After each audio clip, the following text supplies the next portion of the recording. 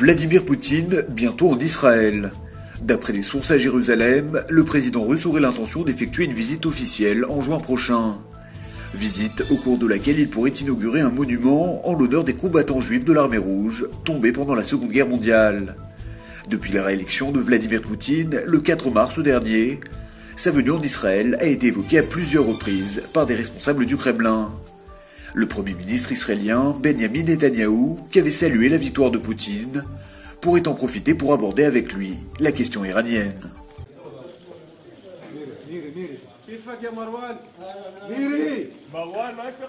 À quelques jours des commémorations palestiniennes de la Journée de la Terre, Marwan Barghouti lance un appel à l'intifada. Depuis la prison de Khaderim, où il est incarcéré depuis 2002, l'ancien chef du Fatah a adressé mardi une lettre aux Palestiniens, dans laquelle il leur demande non seulement de se révolter contre Israël, mais également de mettre un terme à toute discussion de paix et à toute normalisation avec l'État hébreu. Un discours peu habituel venant de Marwan Barghouti, plutôt perçu comme un modéré dans le camp palestinien. Personnage charismatique, respecté par toutes les factions palestiniennes, y compris à Gaza, Barghouti avait été le grand perdant de l'accord Shalit en octobre dernier. Un accord qui avait vu la libération de 1000 détenus palestiniens. À partir du 1er avril, les réfugiés sud-soudanais n'auront plus le droit de séjourner en Israël. 1500 individus sont concernés par cette mesure, des clandestins qui avaient fui la guerre dans leur pays au cours de ces dernières années. Tous avaient traversé à pied la péninsule du Sinaï avant de s'infiltrer sur le territoire israélien à l'aide de passeurs bédouins. Mais depuis que le Sud-Soudan a accédé à l'indépendance, les autorités israéliennes ont décidé de stopper ce flux migratoire. Ces derniers mois, des responsables du ministère des Affaires étrangères ont entamé des pourparlers avec le gouvernement de Juba, en particulier avec le vice-président sud-soudanais Riek Machar.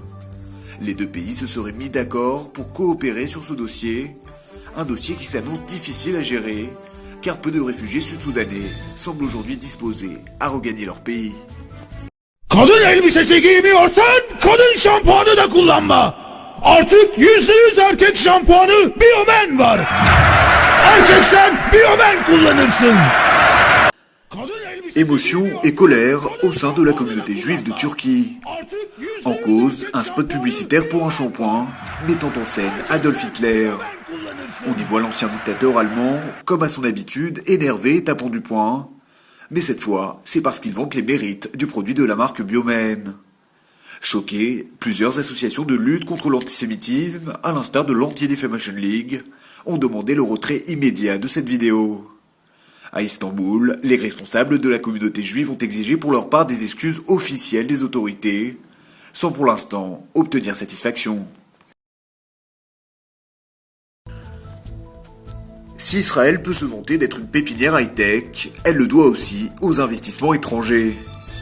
D'après le centre de recherche israélien pour le capital risque, 52% des financements réalisés au lancement d'une société high-tech proviennent de fonds étrangers. Rien qu'en 2011, ce sont 73 compagnies israéliennes qui peuvent témoigner de cette tendance. Une tendance en plein essor, en 2010, les investissements étrangers en early stage ne représentaient que 31% des injections de capitaux.